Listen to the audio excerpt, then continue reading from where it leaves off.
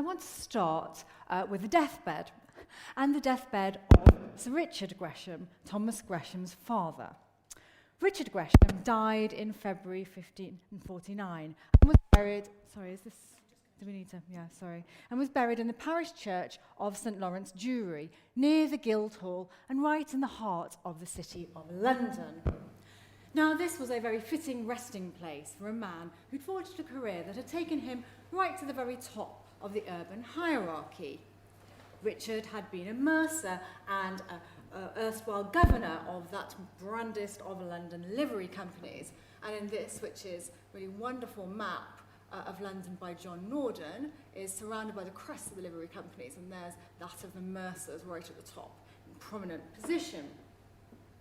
Richard Gresham had also scaled the height of London's government. He'd served as an alderman, and he'd served as sheriff, and finally, as the highest civic dignitary of all, he'd been Lord Mayor. And the will of Richard's movable goods is in many ways very typical of its type. It represents the social and familial networks of a very rich, prominent citizen and merchant. It consists of a long string of legacies to his family and his servants, and to his parish church, and to the poor of his parish, all very typical. But in the middle of this distribution of loot, there are a series of bequests that are really very striking to anyone who knows anything about Tudor politics.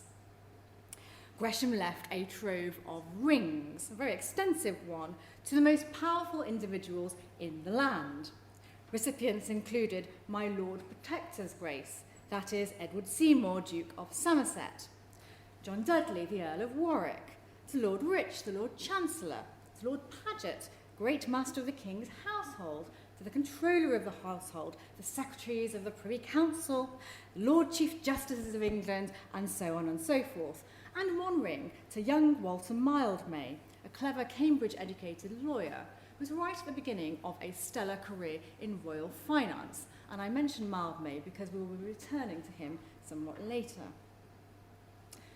This list of the beneficiaries of Richard Gresham's bounty is, in fact, a roll call of nearly all of the prominent figures in the government of the young King Edward VI.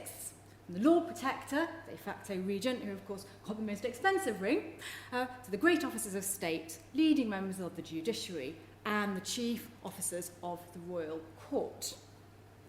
Even in death then, Sir Richard Gresham, this great citizen of London, thought it was worth his while to cultivate the political elite, to cultivate these personal contacts with the court. And the beneficiary of that goodwill that he was establishing was, of course, not me, not going backwards, Sir Thomas Gresham, his younger son. For if Richard Gresham had been acquainted with the royal court, Thomas Gresham could call himself a servant of the crown. His education suggests that this path may have been thought out for him quite early on. Before he was apprenticed as a mercer, Thomas, quite unusually, was sent to Cambridge at the tender age of 11 to Gonville Hall, and later to the Collège de Calvi at the University of Paris. And here he received the education and perhaps the contacts of both a scholar and a public servant. In this famous self-portrait, there's an example, of course, here on the wall, which he commissioned in 1544 when he was just 26. Thomas is actually dressed in the black of courtly attire, and it's a very striking portrait because it's the first portrait we have of a merchant which is a full-length portrait. That was, in contemporary portraiture, a pose, I need to get used to this, a pose usually reserved for royalty or for the very grandest of the nobility. And just to prove my point, here is a portrait from around about the same time of the very grandest nobleman of his day, Lord Henry Howard, who in a couple of years after this was painted would be executed for treason for having over mighty aspirations. Anyway, let's go back to Thomas for a moment. Thomas strikingly shunned the sort of civic career that his father had adopted. He completely ignored the cursus honorum of London government. He didn't serve as an alderman, and he didn't become Lord Mayor. Instead, Thomas served the three Tudor monarchs, Edward VI, Mary I, and famously Elizabeth I. He liaised assuredly between the royal courts of Brussels and London as their financial agent. Richard Gresham received his knighthood when he was made Lord Mayor. Thomas Gresham would be knighted when he became ambassador to the court at Brussels. And as an ambassador, he would actually be the sovereign representative of Elizabeth's authority. Queen Elizabeth I, of course, paid many visits to Thomas's opulent homes. This wasn't one of them, but it is a wonderful image of the Queen surrounded by her courtiers, ladies-in-waiting and gentlemen. Elizabeth visited Thomas very famously, in particular, at his home in Ostley. There's a very famous story that many of you may know, that during one such visit, the Queen Thomas Gresham built a wall in the middle of the night after Elizabeth had complained about the great size of his courtyard. Now, we don't know whether or not that's a myth, but, you know, it does sound quite like the sort of acerbic comments Elizabeth I was wont to give her subjects. And if Richard Gresham had courted the Edwardians, Thomas Gresham was an intimate and I'd say a friend of the leading noblemen and statesmen of his day. He dined with these people and he socialised with them. J.W. Bergen, Gresham's great 19th century biographer, described his subject as a statesman as well as a merchant and the companion of princes and nobles. And one of the themes I want to explore today is whether or not those identities really could be synonymous in the 16th century. Could a statesman and a merchant be the same person? Now, Victorians like Bergen admired Thomas Gresham because he exemplified to them their view of how individuals made history. Gresham was one of those great men of the past whose personal brilliance and achievements had changed the world. Of course, this is a view of historical causation that has far from fallen out of fashion, in particular with our own political elite. But there's a lot of truth, of course, in that assessment of Gresham's uniqueness. As John Guy has shown in his really wonderful recent biography, it was Gresham's idiosyncratic economic brain, his unparalleled grasp of the European credit market, that made Sir Thomas indispensable as the financial agent of three successive monarchs. And of course, the fact that we're here celebrating his life in this extraordinary institution bears witness to his unique vision. But the careers of Sir Thomas and that of his father before him, as this whole series is explored, are revelatory of the age in which they lived, the Tudor age.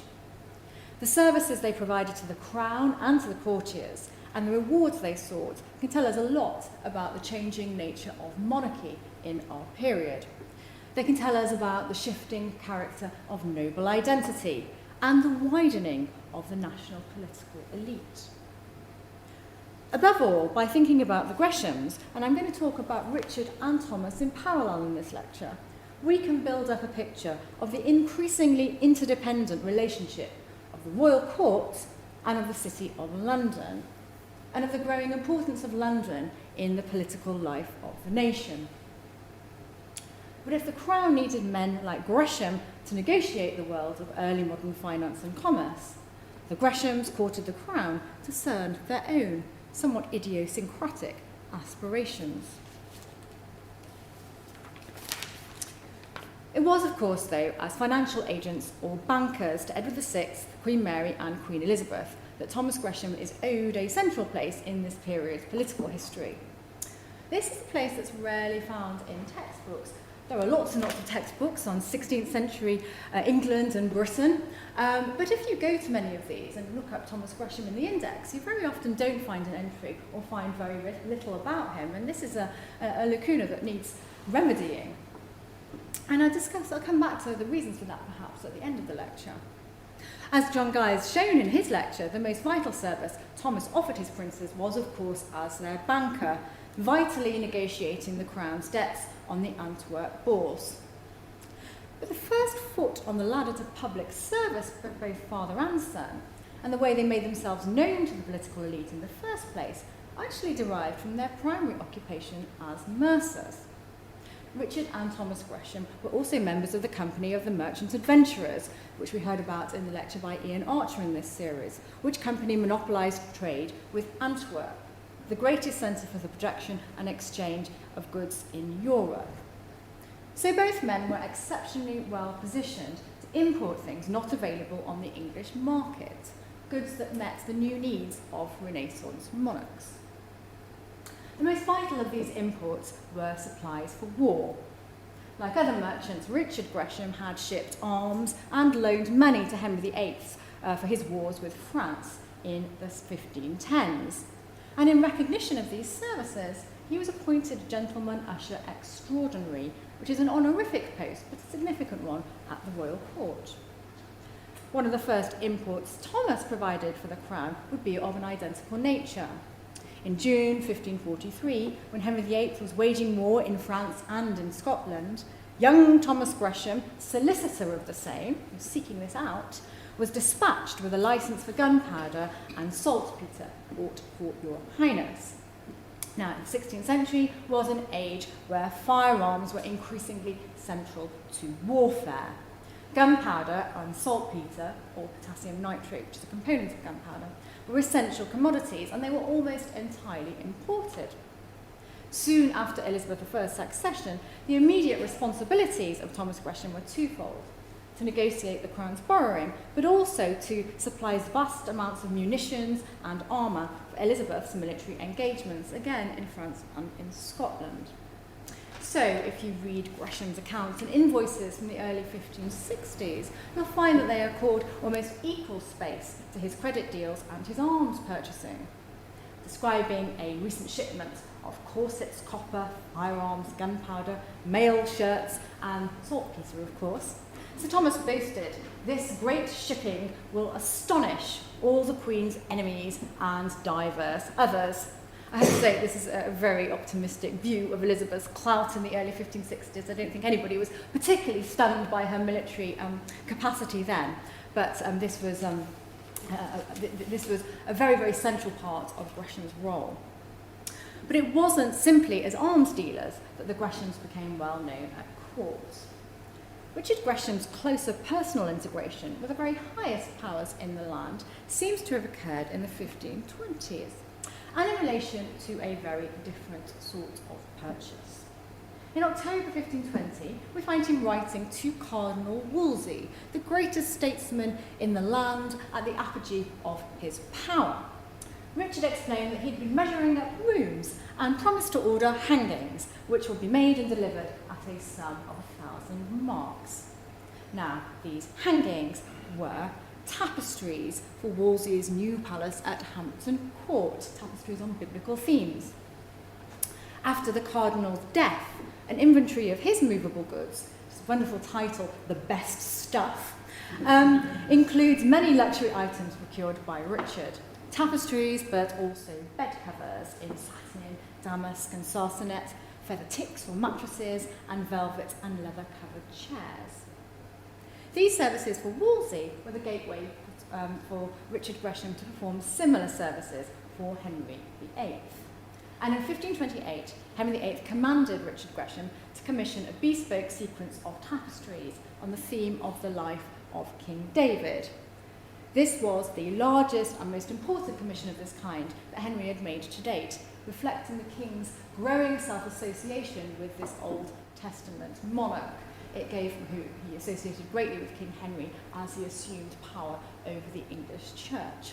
Now, this image here is not one of the David tapestries. We don't have those, but this was recently discovered and is another similar tapestry that Henry commissioned in the mid-1530s of the life of St. Paul. It's a book burning, and again, it's a tapestry that really vividly reflects Henry VIII's sense of his ecclesiastical authority. So you can see how these decorative items had very strong and strident political themes. This service, then, a sort of luxury personal shopper, was inherited by Thomas too, even when he occupied grander roles as royal banker and ambassador.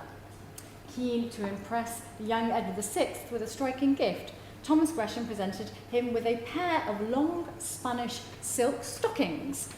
This was a commodity so rare in mid-Tudor England that John Stowe thought the present worthy of mention in his great Chronicle of London, and he noted that King Henry VIII did only wear cloth hose or hose of taffeta, nowhere near as good.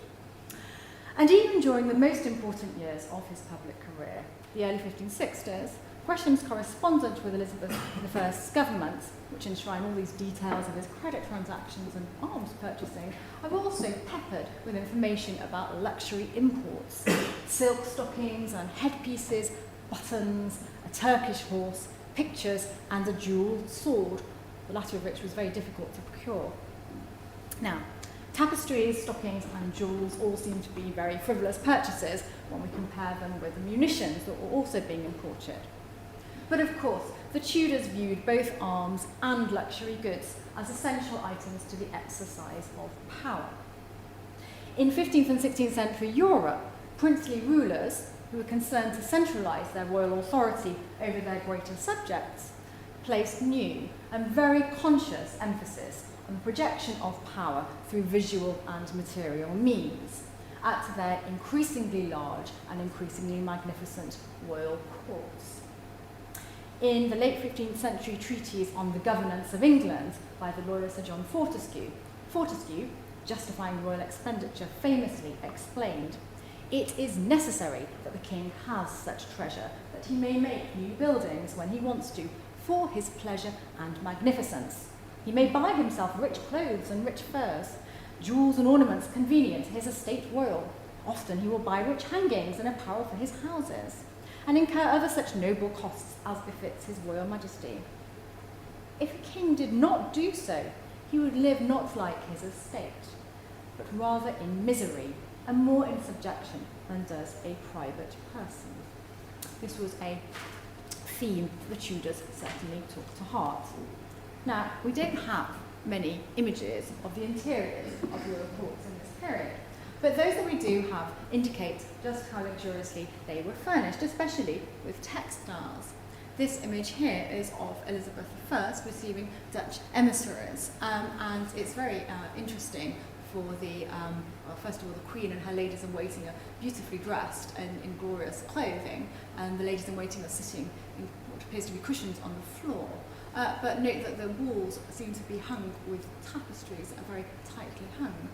And this very interesting painting too, which is painted in 1604, celebrating a peace treaty between England and Spain in 1604. It's very interesting for lots of reasons.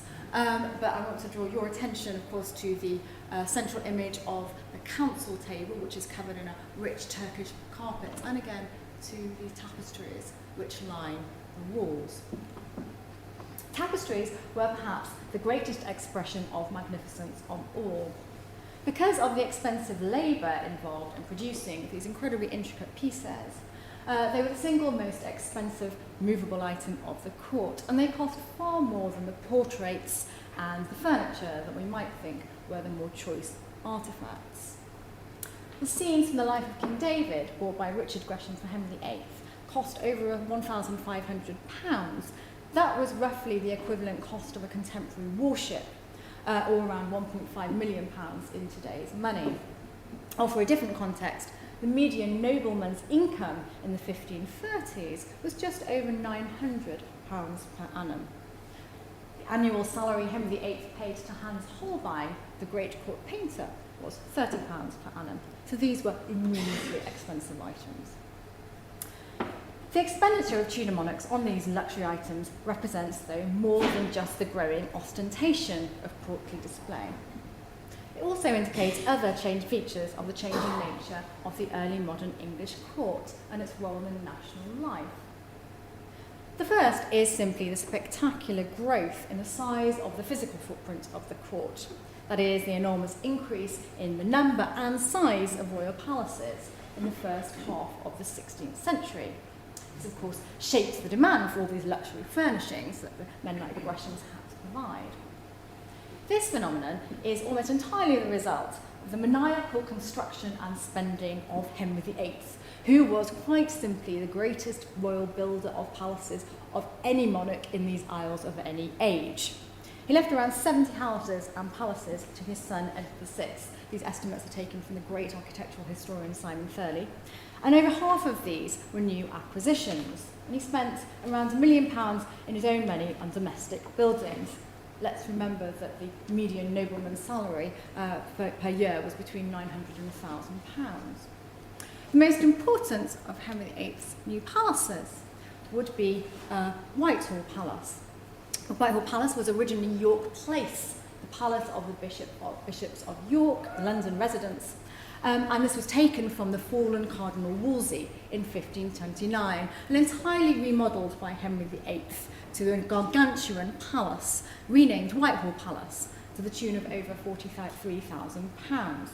Now, virtually nothing of Whitehall Palace apart from banqueting house exists today, but at its greatest extent it had over 1,000 rooms, vast parkland and an enormous suite of leisure facilities, tennis court, a bowling green, cockpit tilt yard and a great public auditorium for sermons. Not only were royal palaces more numerous and furnished on a grander scale than ever before, their architecture also became more complex, their internal architecture too. In the early 16th century, the ceremonial and public rooms of the royal palaces, which were much more accessible, strikingly accessible to the general public, were divided from the inner apartments, where monarchs and consorts could live more privately. These were called the privy chamber or the privy lodgings. And these inner privy rooms became the real hub of political life. Access to the monarch was closely monitored and refined to those privileged courtiers and statesmen who were allowed past the threshold and had the prince's ear. They could distribute royal patronage. For all of their wealth and brilliance, both Sir Richard and Sir Thomas Gresham had to engage in the power play of court politics to enjoy any sort of public role. Thomas Gresham's most important patron was this man, John Dudley, Duke of Northumberland, and he was responsible for launching Thomas Gresham's public career. Now, you may remember Sir John Dudley was one of the recipients of a ring in Richard Gresham's will while he was still Earl of Warwick. In August 1549, Thomas Gresham hosted John Dudley at Intwood family manor in Norfolk at an absolutely extraordinary moment in English history. At this point, the Commons of East Anglia, led by the charismatic yeoman Robert Kett, had risen up and taken hold of Norwich, and Dudley was en route to suppress what was being described as a great rebellion, which really seemed to threaten the whole social order. Now, we have absolutely no idea what passed between Thomas Gresham and Dudley at this pivotal moment in English history, but the meeting was a turning point in the careers of both men.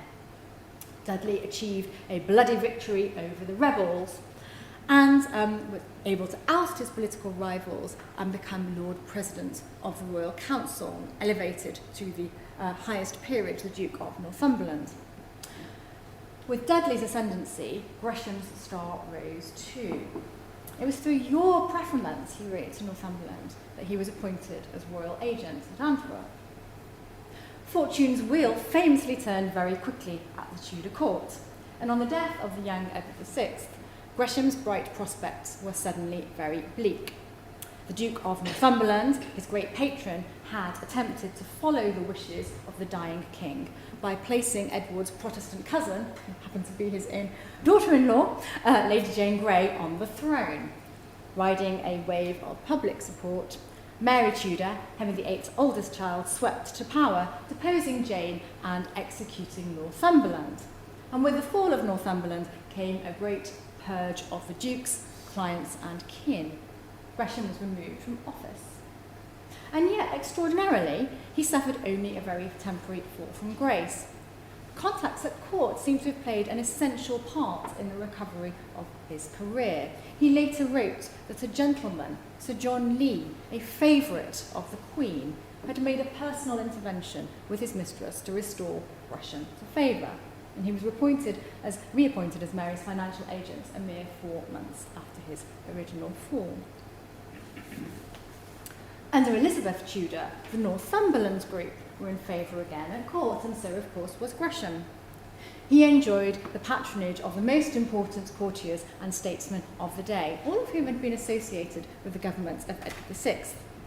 Sir William Cecil, later Lord Burleigh, had been Secretary of State under Northumberland, and Lord Robert Dudley, Northumberland's son, Elizabeth's greatest favourite and leading courtier, was ennobled as the Earl of Leicester in 1564, were his patrons, his major patrons. The account books of Robert Dudley, which gives an amazing insight into the daily life and material world of a Tudor aristocrat, suggest a relationship with Thomas Gresham that I think we can describe as a friendship.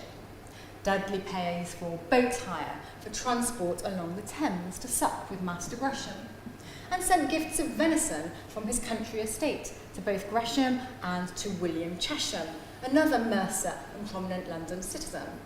A gift of game was a greatly symbolic gift in this period. To even have a deer park was a sign of great wealth and preeminence.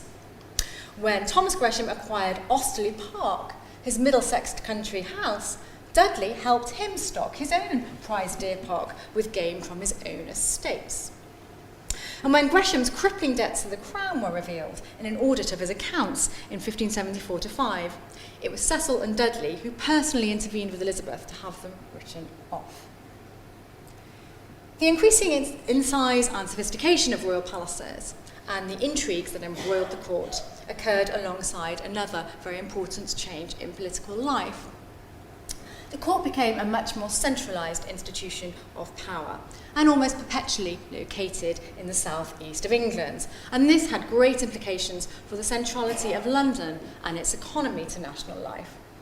Medieval kings had lived itinerant lives, almost perpetually travelling around their domains. But in what's another distinct innovation of the early 16th century, the mobility of Henry VIII and his children was drastically reduced to a much smaller area of the kingdom. Elizabeth I spent most of the year at royal residences of Greenwich, Richmond, Hampton Court, and especially the principal seat of the court, that gargantuan palace at Whitehall. In the summer months, Elizabeth frequently went on progress, taking the court into the provinces and descending on the houses of the gentry and nobility and demanding their hospitality. As we recall, she visited Osterley, Gresham's great country house, around 8 times during his lifetime. And some historians have traditionally described Elizabeth's progresses to the country as a sort of instrument of power. When the Queen showed herself to her subjects, they bowed down before her and were obedient to her. It was a way that she cemented her authority. But it's very important to remember that not only were these progresses of pretty short duration, they had an extremely limited geographical range. Elizabeth didn't go more than 40 miles outside of the capital. She never went to the north. She never visited the southwest. She never visited Wales, and she certainly didn't visit Ireland, the other realms that she ruled as queen. And for most of the year, Queen and court were located in the Thames Valley, residing in and around London. Osterley Park was so attractive to visit because of its location in Middlesex, which was a comfortable distance between Whitehall and Elizabeth's favourite summer palace, Nonsuch, in Surrey. This rapid centering of the royal court in the southeast had some other very important effects on national politics. If the court wasn't travelling extensively to the provinces, the elites of the realm certainly were travelling to the courts, and in ever-increasing numbers. Now, both Henry VII and Henry VIII had deliberately sought to cement their authority in the localities by developing and cementing direct relationships with the royal gentry that were centred on the court. The greater nobility, too, were increasingly leaving their patrimonial estates to spend at least part of the year in attendance on the monarch. Influence at court brought the fruits of patronage. Leases, lands and offices that allowed the elite to sustain their wealth and local influence. And of course, the social prestige of the gentry and the nobility was really vital to their standing in society, increasingly derived from their ability to both afford but also to project the sort of cultural lifestyle associated with the royal court, its fashions, its music and its literary tastes. Nobles were also drawn to London and its suburbs too, for the combined attractions of business and of pleasure. The central law courts, the 16th century was an incredibly litigious age, and parliaments were, of course, located at Westminster, which was just a short distance from Whitehall Palace. And the gentry were also attracted by the cultural delights of the city and its environs. We've heard from Stephen Alford, of course, about the opportunities for shopping at Gresham's own Royal Exchange, to the era of the public theatres at Southwark and at Blackfriars.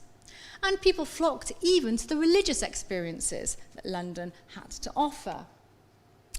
Public sermons at the preaching place at Whitehall were dramatic spectacles which could draw in audiences of around 5,000 people. It's worth remembering that the Globe Theatre would only get in an audience of around 3,000, so these could be enormous events. This is a famous, very famous image of the great preacher of the Edwardian. Is this working? The great preacher of Edward VI's reign, Hugh Latimer, preaching at the Royal Court. That's Latimer from Fox's Acts and Monuments, Fox's Book of Martyrs. So great were the attractions of London to the political elites that the Crown began to issue from 1596 a series of completely useless proclamations urging the nobles to retreat to the country and return to their proper business as ruler of the localities. There's a series of these proclamations in the early 17th century that seemed to have no effect at all. The recourse of the nobility and gentry to Westminster, its city and its environs, also had a very significant impact on the development of London itself, particularly perhaps for its merchants. Now, historians quibble about the extent to which the enormous growth of London's population in the 16th century was stimulated by the centering of the royal court in the southeast and at Whitehall. But there's no doubt that the luxury and consumption of the court had a significant impact on the economy of the City of London and of Westminster, and perhaps particularly on the prosperity of those in the business of luxury imports. Ian Archer's calculations suggest that the Elizabethan court, which numbered around 600 to 700 individuals, consumed perhaps up to 5% of the total wine drunk in London, whose total population was 125,000 in the period. Of greater relevance for mercers such as the Greshams were the demands of the royal wardrobe for textiles, not only for furnishing the rooms of palaces, but for dressing the monarch, courtiers and their retinues, and also, of course, for providing the astonishing quantities of cloth required for public ceremony. Coronations and funerals, indeed, were wonderfully lucrative opportunities for London's mercers, drapers and tailors. At Henry VIII's funeral, London supplied around 19 miles, just under, of black cloth. And for the coronation of Elizabeth, more happily, well, it depends on your view of Henry VIII, I suppose, but for the coronation of Elizabeth I, miles of scarlet and red cloth, silk and cloth of gold were supplied by stores, and much of this was also imported by that mercer William Chesham. We've already seen was one of Robert Dudley's cronies, recipient of his venison. The presence of the nobility in London also had a considerable physical impact on the built environment too.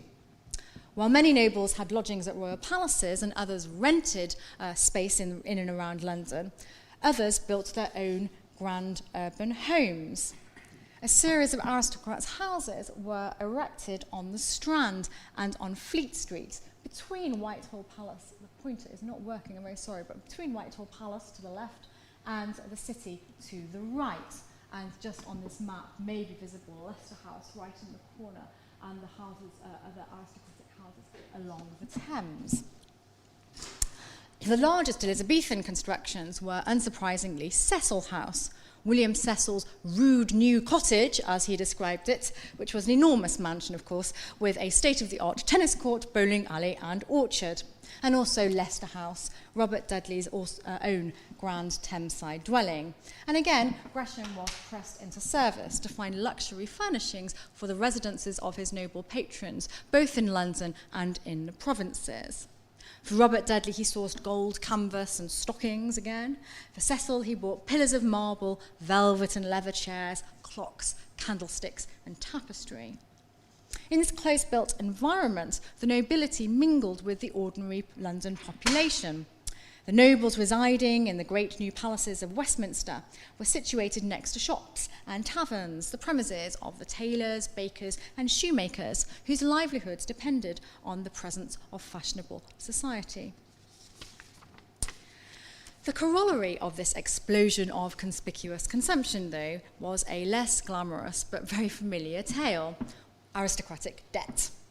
Just as rich merchants facilitated the luxury shopping habits of the courtly elite, they provided the means to do so by giving credit for that spending. And again here, the Greshams and their like played a very important role. Sir Richard Gresham had a reputation as a really fearsome moneylender, relentless in the pursuit of his debts. Cardinal Wolsey, Thomas Cranmer, and Thomas Cromwell, the great figures of the Henrician age, all owed Richard money. In 1535, Sir Francis Bigod, a gentleman from Yorkshire, wrote to Thomas Cromwell, "I dare not come to London for fear of Master Gresham."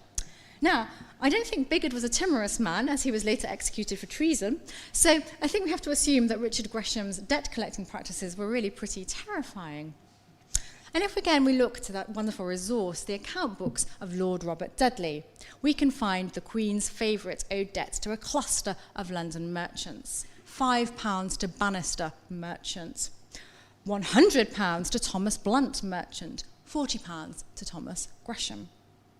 In the early 1560s, Gresham also became embroiled in the sorry financial affairs of William Cecil's older son, Thomas, who stayed with him in Antwerp while supposedly pursuing an educational tour of the continent. William Cecil was very despairing of his eldest son's intellectual and moral capabilities and always complaining about him. But apparently during this continental educational tour, he racked up bills for being rash in expenses, careless in his apparel, and an unfortunate lover of dice and cards without actually learning very much. Thomas Gresham provided his son with money and, of course, invoiced William Cecil for that money. So London merchants, with their spectacular liquid wealth, were this source of credit to aspirants but cash-poor nobles. And this practice of lending to the aristocracy was extremely widespread, particularly when the laws against usury were relaxed in 1571. In 1601, when the glamorous but ill-counselled Earl of Essex was executed for treason, was executed for treason, it was discovered that he owed thousands of pounds to London merchants and the Chamber of the City. And it was actually his inability to pay his creditors that was one of the causes that propelled him into rebellion. He tried to raise the City of London to go to the court at Whitehall and take it over. They didn't go with him, and his end was a very sorry one. So the city plutocracy could clearly make much business out of their transactions with the landed elites. But did they hope to join its ranks? And was this even possible? This is raising the very vexatious question of social mobility, a question which historians have liked to conduct very heated debates about for this period. Historians in the later 20th century, led by the late Lawrence Stone, were very keen to deny the openness of England's landed elite in this period. They emphasised the extent to which the wealthy commercial classes were prohibited from adopting gentry status or becoming courtiers and gentlemen themselves. And if we turn to social theorists of the period, we do find very distinct definitions of the aristocracy and gentry as an honour community defined by lineage and wealth generated from ownership of land, and as a social class completely divided from that of the burgesses and townsmen who made their money from commerce. Gentlemen be those whom their race or blood make noble and known, wrote the Elizabethan minister William Harrison in his very famous description of England. Later in the 17th century, Edward Chamberlain denounced those nobles who put their sons into apprenticeships as merchants as a perfect servitude, bearing the hallmarks of slavery. And this image here is slightly later than our period, but it's an image of what became a very popular literary genre in the early 17th century, handbooks on how to comport yourself as a gentleman and what a gentleman's lifestyle should be, defined by particular virtues, particular dress, having a heraldic device, a coat of arms, and recreations, which are all those of the country of hawking and rural pursuits, and very much nothing to do with the world of the city or the world of commerce. And yet, of course, as Thomas Gresham's career demonstrates starkly, that distinction between aristocratic and bourgeois culture in later Tudor England was, in fact, of course, extremely permeable. The famous portrait of Thomas Gresham, which is on the wall here too, he sits before us wearing the silks and velvets of noble dress. And what we know of Gresham's taste in furnishings, his architectural preferences, these were hardly distinct from those of many nobles. Of Gresham College with the grasshopper. Of course, Richard and Thomas Gresham were both inordinately fond of this heraldic device of the grasshopper. It featured prominently in the buildings they built, and it also featured very prominently in the furnishings of their houses, embellishing their carpets and the hangings of their beds. Thomas's grandest London residence, Gresham House, was located on Bishopsgate in the city and not on the Strand, like the aristocratic palaces. But it was an imposing construction of brick and timber, built to impress, with Italianate loggias, galleries, and a large walled garden. And of course, he was not the only merchant to have such an impressive residence, which would have looked rather similar to those of the nobility. Gresham House was deemed impressive enough to host visiting dignitaries when lodgings at court were in short supply. And of course, Osterley Park, Gresham's modish country seat in Middlesex, was notorious in his own age for its magnificence. A contemporary guide to famous English landmarks in Middlesex singled it out for its extraordinary 600 acres of parkland, which were wooded and garnished with fair ponds containing fish and fowl and swans and very fair herons. Now, scholars of this period tend to argue and assume, really, that the court and the aristocracy set fashionable taste. They set the taste in building, clothing, and furnishing, and these fashions then trickle down to the rest of society. But the merchants and diplomats, men like Gresham, who saw at first hand the latest architectural and decorative fashions of the continent, must actually have been responsible themselves for directing and shaping noble taste. The relationship between courtly and bourgeois culture must have existed in some kind of dynamic. It was clearly then possible for merchants to achieve recognition as gentlemen, even shape gentry culture, however much contemporary commentators might chanter. In his tract, The Blazon of Gentry, the herald John Fern insisted that merchants should never normally be considered nobles unless there concurs some notable collateral desert to his country. This rise in status could be achieved and justified through two essential routes: the holding of public office and the accumulation of property in land. And certainly, it was in their quest to build up their landed estates that we can discern the clearest and most consistent ambitions of Richard and Thomas Gresham. Along with large swathes of the aristocracy, the richest of the city elite seized the opportunity to buy up ecclesiastical property, which was being sold off by the crown in vast quantities from the 1530s onwards in the aftermath of the dissolution of the monasteries. Now, the process, in general accounts of the period, this process of the transfer of monastic lands to lay hands is usually described as a sort of land grab by the gentry and nobility. But the records of the Court of Augmentations, the court in which these transactions were conducted from the 1530s and 1540s, also name a host of the wealthiest of London citizens doing the same thing. John Gresham, Mercer, Richard's brother, is there. Rowland Hill, Mercer, another Lord Mayor, is there. Thomas Alsop, a very rich grocer, all buying up property of former religious houses. Richard Gresham was perhaps the most acquisitive of all, devouring lands and leases on former ecclesiastical land in various counties. Most famously, after protracted negotiations, he acquired Fountains Abbey in Yorkshire, a very famous romantic ruin we remember today, which he immediately stripped of its most saleable commodities, its lead and its bells. Now, in doing this, by putting their liquid capital into land, merchants were perhaps to some extent avoiding paying taxation on their liquid wealth. And taxation was particularly heavy in the wars of Henry VIII and Edward VI. But they were also, some of them, building up their landed estates and perhaps clearing the path that would lead men through the social ranks from merchant to landed gentleman. Even more explicitly than his father, Thomas Gresham viewed the expansion of this landed estate as the proper reward for all of his travails as the Crown's financial agent.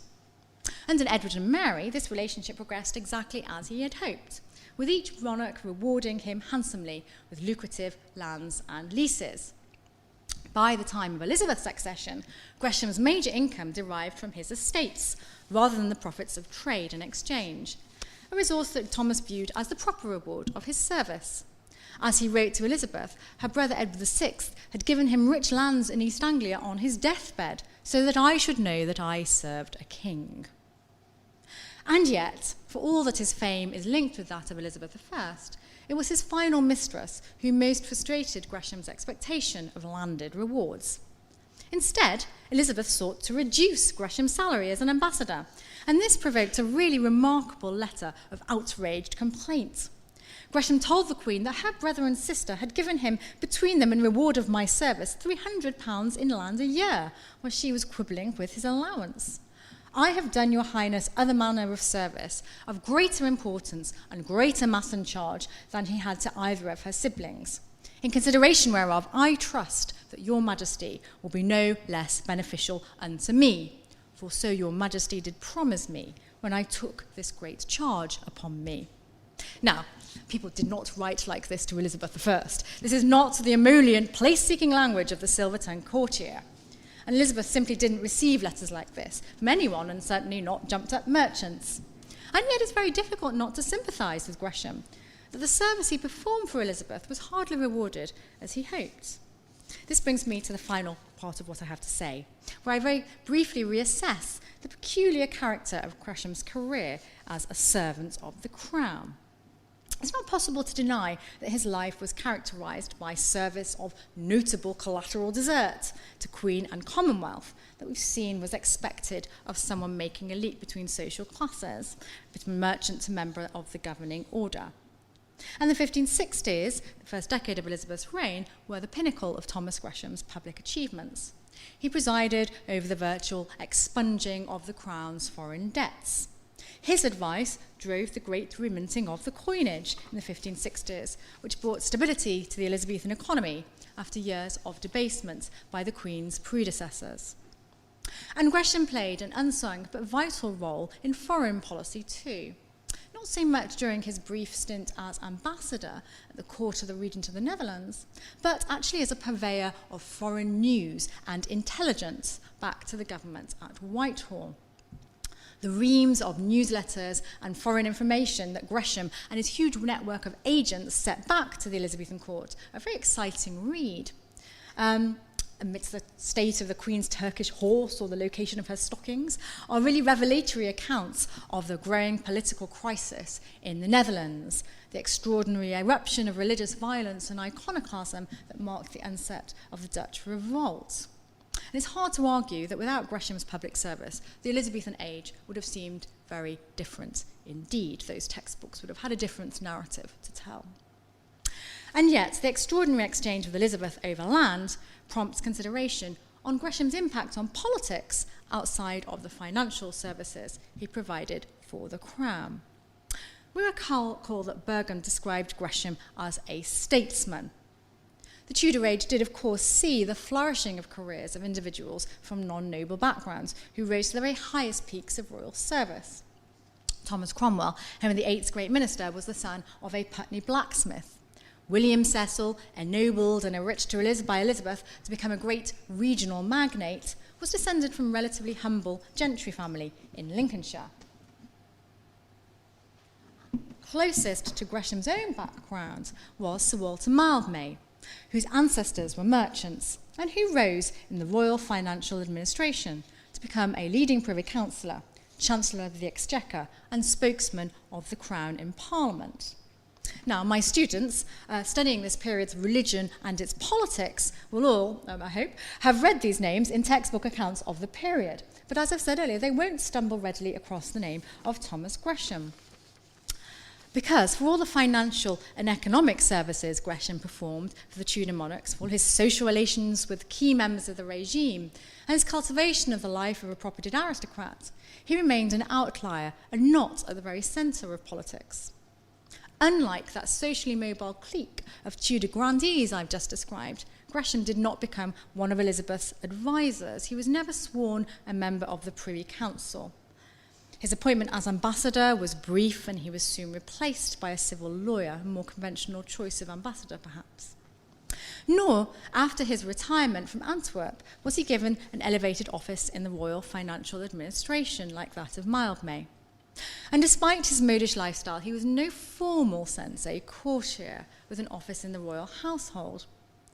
The major political service Elizabeth required of Gresham in the final years of his life was to act as the jailer for her cousin, Lady Mary Grey, who was placed into custody for marrying without the Queen's permission. Now, this was a horrible task, which brought great personal grief and distress to Thomas Gresham and his wife. And if he aspired to the lifestyle of a gentleman, Gresham seems very distinctively to have avoided the sort of wider service to the state that the Tudor monarchs expected of the gentry and nobility. He urged William Cecil to help him avoid being chosen as a sheriff. He doesn't seem to have sought election as an MP, unlike a large proportion of gentlemen and royal servants. This sort of mirrors his shunning of formal administrative office in London, where, we'll recall, he strikingly didn't become a sheriff, an alderman or Lord Mayor.